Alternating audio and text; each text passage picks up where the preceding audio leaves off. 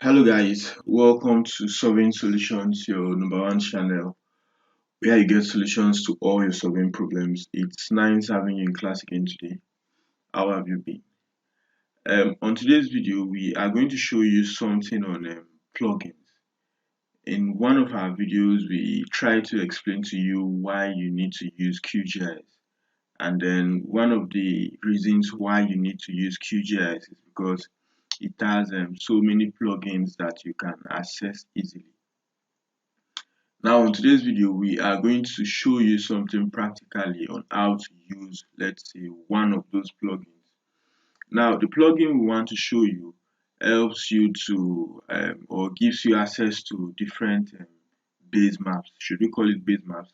Like maybe Google satellite image, maybe Google map, OpenStreetMap, Bing map, Bing satellite image, and so many other base maps. And with that, you can be able to make some informed decision depending on what you want to achieve. So the first thing now is that we have this particular layer here is for validation. That's why we brought it in. Then this is the I call it conventional OpenStreetMap that is on QGIS. Now, how do you access this? You come to your, okay, I think we should just remove it and then bring it in again. Remove layer, right? So, okay, good. So you come to what the data source manager, then you go to browser, right? Then when you get to browser, under your XYZ tiles, you see your OpenStreetMap, right? So you just double click on it and it will appear under your layer manager. So that's how you can access what the OpenStreetMap. So this is there for validation. Let's bring this up a bit. Good. Now this is there for validation. Let's now see those plugins, that plugin rather, and then let's see how we are going to bring in some of those base maps and then see what we are going to achieve. So you come to what? You come to plugins and then you go to manage and install plugins. Now, when you come here, this is where you see those I call it so many plugins. Yeah, collection of plugins. So you come to search and then you search for um, quick map services. So we'll call it quick map services. Good. So you search for quick map services. Now, easy to use list of services and search for finding data sets and base maps. For finding what data sets and what base maps. So that is one of, okay, like I said, that's the main reason for this video.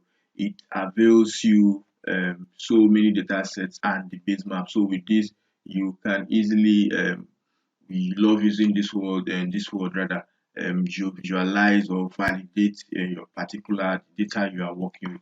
So the next thing is what you install the plugin, right? So you just hit the install plugin tab, then you wait for the installation window to complete the process, right? Good, good. Plugin installed successfully, right? So that particular plugin has been installed. We can just close. So how do we now access that plugin? One way is by coming to web under this our what do you call it our toolbar. Under this our toolbar, we come to what? We come to web and then we click on what? Quick map services. Now when you click on quick map services, depending on the okay, when you click on quick map services, you might not see most of all of these services available here, but you can see them here because we've used it before, maybe because we've updated it. So maybe when you come around here, this is the OpenStreetMap.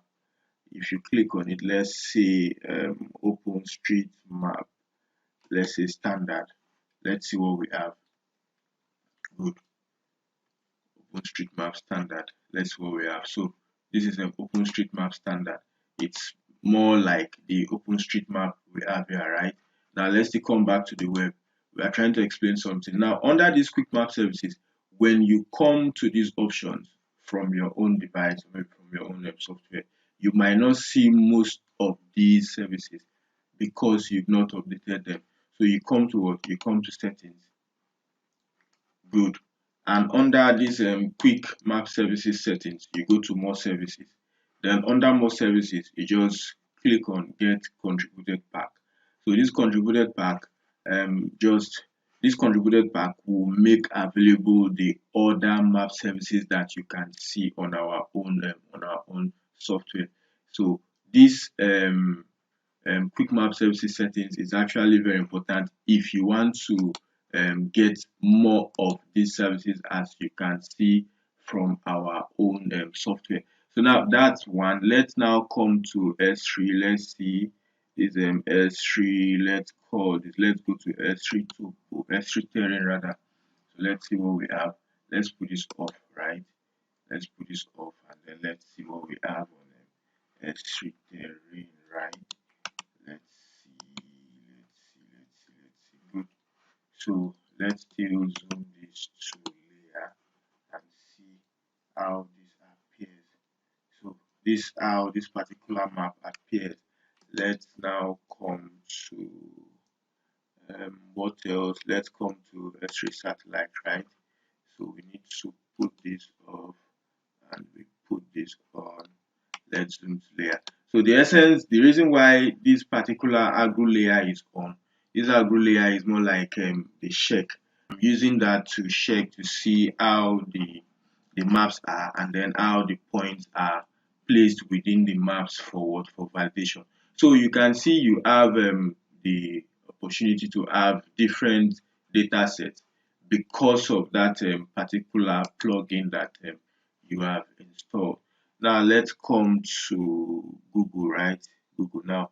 Let's see Google satellite. It might still very much look like S3 satellite.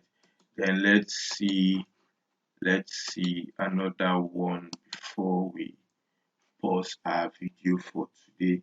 USGS. Let's see where is the Google again. Good. Let's see Google. Let's say Google Library, right? Let's see Google Library and see. Good.